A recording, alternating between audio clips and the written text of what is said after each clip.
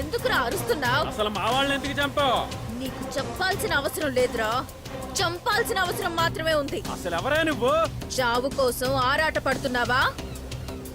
ప్రాణాలు పోతాయని భయపడుతున్నావా? నన్ను చంపడం అంత ఈజీ అనుకుంటున్నావా? ఏయ్, ఆడది చంపాలనుకుంటే నువ్వైనా ఒకటే, దోమైనా ఒకటేరా. ఏయ్, ఆడదానితో అవసరం తీర్చుకోవడం, చంపేసి అవతల విసిరేయడం నాకు అలవాటు.